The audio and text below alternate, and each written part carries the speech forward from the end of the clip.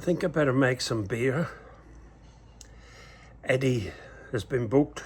He's coming hopefully on Saturday week, and the grandkids are coming that same weekend, and they drink a lot. I mean, the grandkids' parents.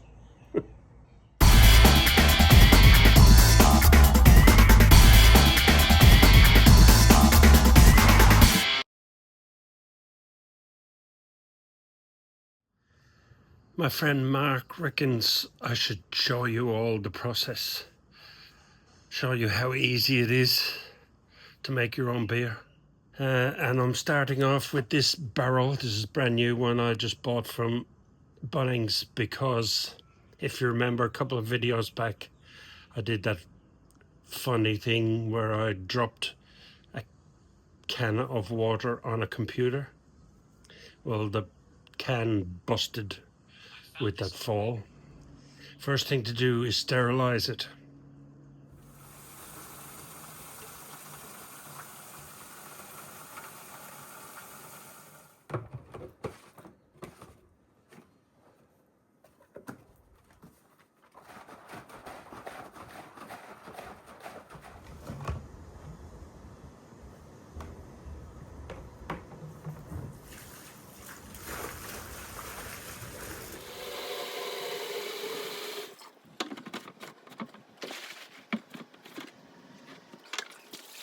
These are my ingredients for this batch.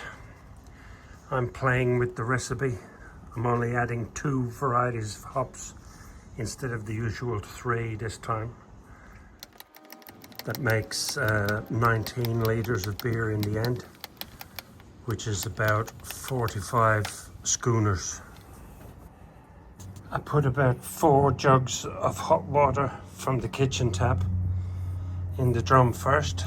That helps the syrup to dissolve. What I could do now is put some more hot water in the can to get the last of it out, and I will do that while the other one is draining out.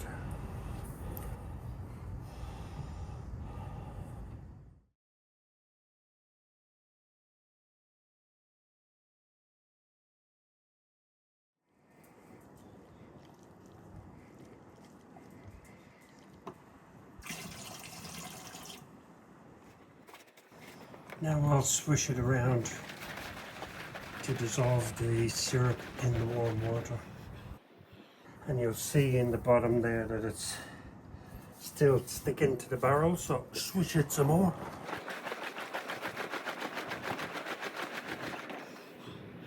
That's about it, I'd say. Now I'll fill that up with cold water. The mixture can get very frothy at this stage, so I set the garden hose to mist to beat the froth down. This is a 25 litre drum, and I will fill it almost to the top because I want to leave some waste in the bottom to prevent getting the sediment into my final batch. So I'll put 25 litres in here, and I'll end up with 19 in my keg.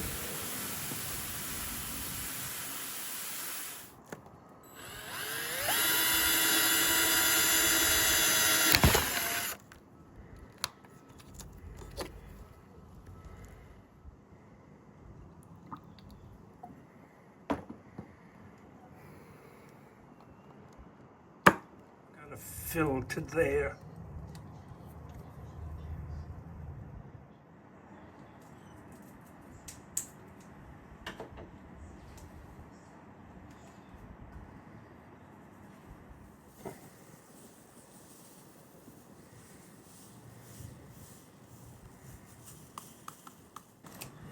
Now I might get the mist again to push that down into it.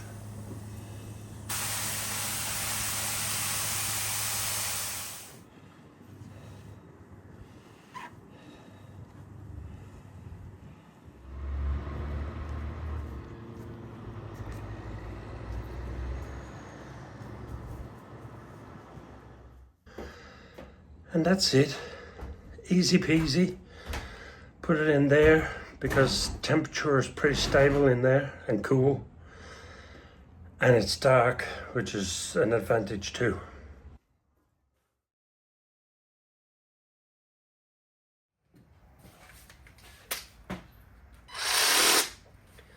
I bet you can't guess what I'm about to do.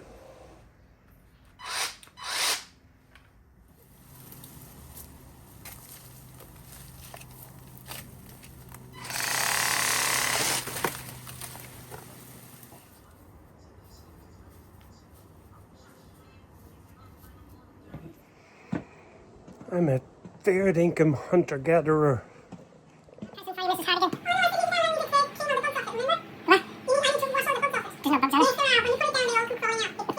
My efforts were not appreciated.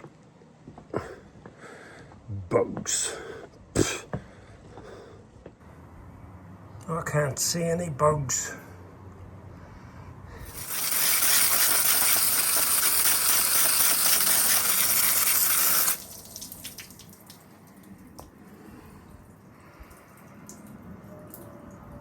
Still can't see any bugs.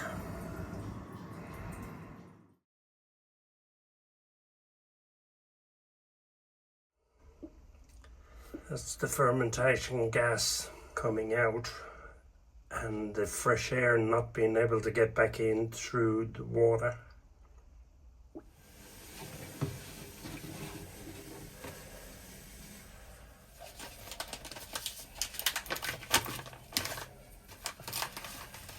These ones come in a little tea bag. Just pop it in there. These ones come loose, like little chuck pellets. And I used to put them in a bag, but a friend of mine told me recently, don't worry about the bag, just chuck them in and let them settle in the sediment at the bottom later.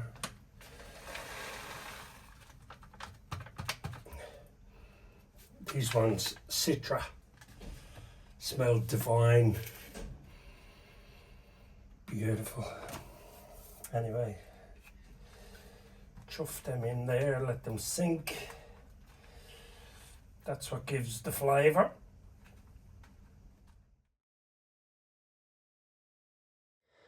I did a job today that was too boring to film, but I'm pleased with it, so I'll show you what happened.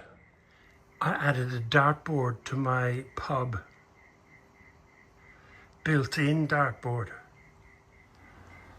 Looks pretty schmick.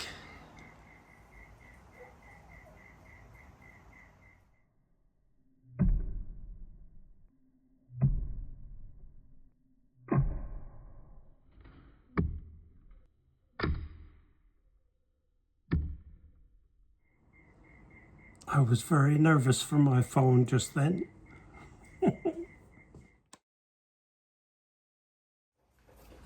Today is Wednesday, a week after I put it down. And it seems it has spewed over the top, which has never happened to me before. So obviously I filled it a little bit too high. But that's okay, it's bubbling away. I'll leave it alone.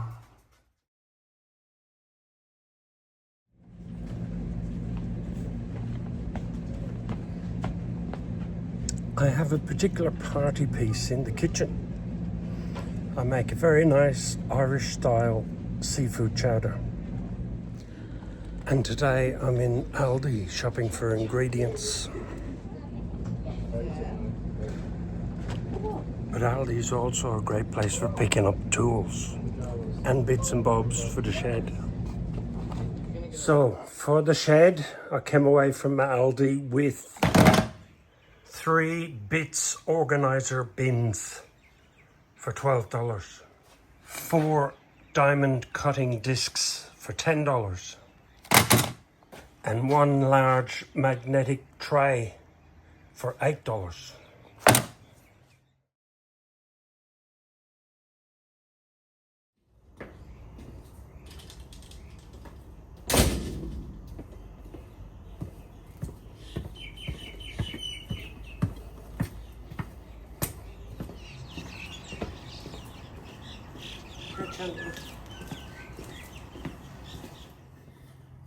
Rosie doesn't like the smell of fish cooking in the house. So I've got a perfect solution. I've got a one-piece hob in my little Irish pub. That's what Aisling used to use before I fitted her beautiful new kitchen. So, amongst the tools and sawdust, I'm going to make my party special Irish style seafood chowder. Starting with triple smoked bacon.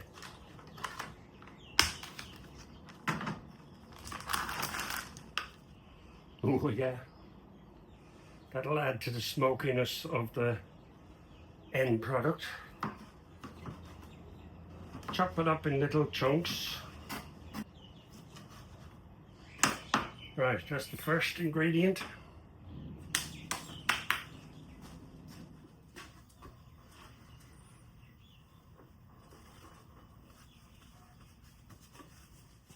Chuck that in there to fry a little bit.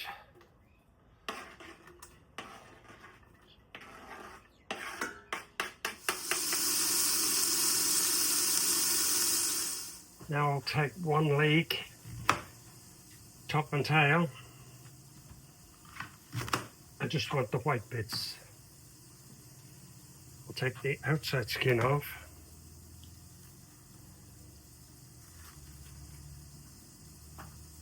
And chop it up. So I'll quarter it lengthwise first.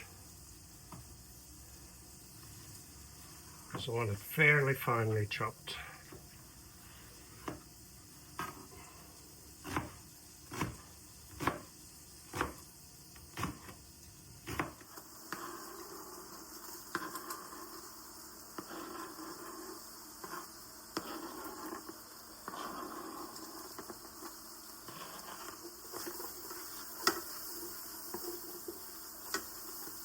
A little bit caramelized on the bottom, but don't worry about that. Going well. Now I'll chuck in 1 litre of real fish stock.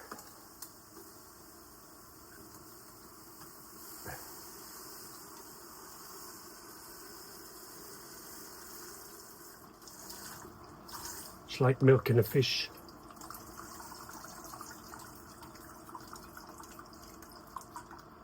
If you've ever milked a fish, you'll know.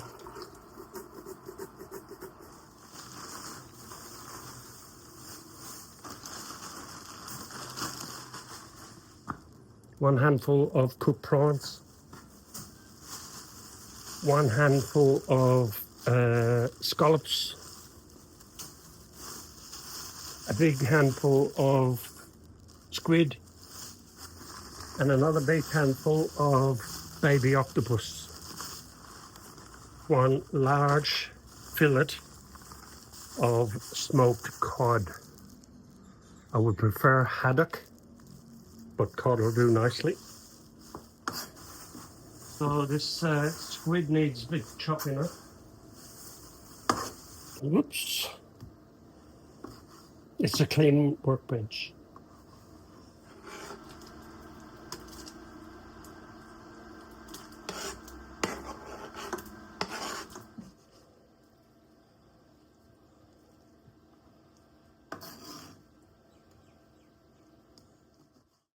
I'm putting in the tougher, bigger pieces first to give them a bit more time to cook, but you don't want to overcook them either. So next I'll do the smoked haddock, as cod I mean, with skin on.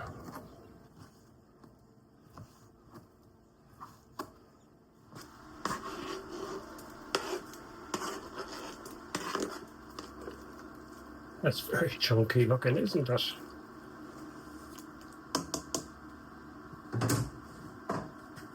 But we're not done yet, because there's a good handful of scallops and a handful of cooked prawns.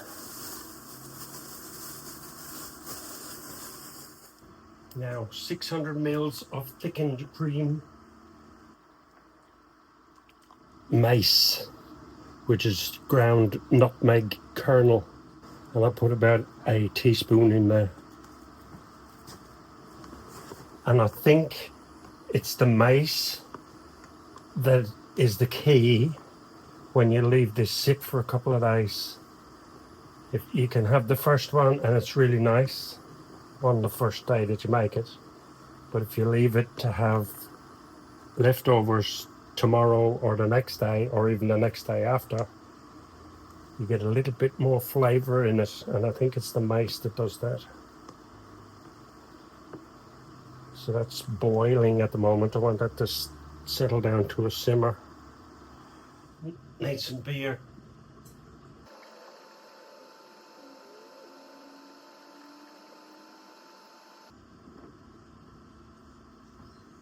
And my stirring spoon.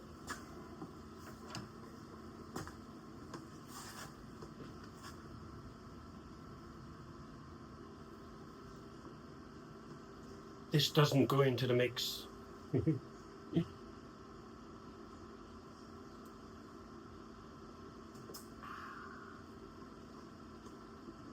There's one more thing to do put into it, and that will be corn flour, and that's for thickening. You don't want it a runny soup, and you don't want it to have to cut it, but you do want it fairly thick, like me, fairly thick. Pour this in slowly and mix it.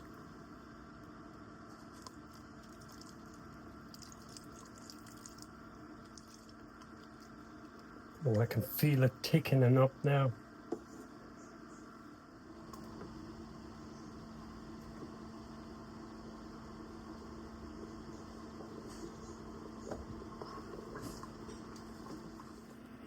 That crustiness on the top is from the cream. Just stir it back in. And I'll let this sit here in the pot overnight to cool down. I'll put it in the fridge in the morning, and then when the guests come in the evening, it'll reheat nicely. And it's still bubbling just a little bit, but I want to drink it on Saturday, so I'm going to have to stop it. So I'm going to put in the beer finings, which is the stuff that gets rid of the sediment. Now this is liquid, and I just sprinkle it in on top here, and that should collect up all the little bits of gunk and make it sink to the bottom. Come back tomorrow and siphon that out.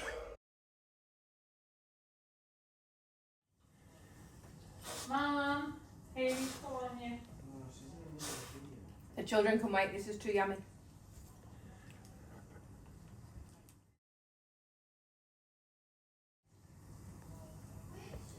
Can I?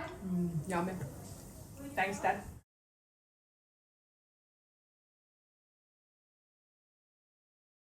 I've sterilised that keg. Now I'll bring the barrel out, being as careful as I can not to disturb the sludge in the bottom. Now I'll siphon from the barrel to the keg, being very careful not to allow the siphon hose to reach down into the sludge in the bottom. Oops! I accidentally got beer in my mouth.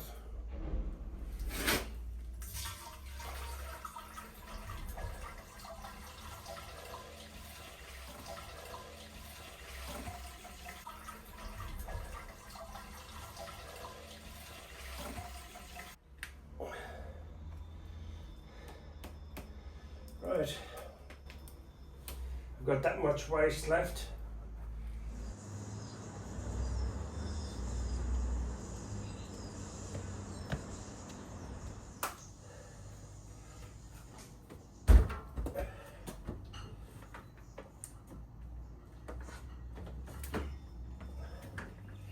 Now, I just popped it in the fridge to get it cold.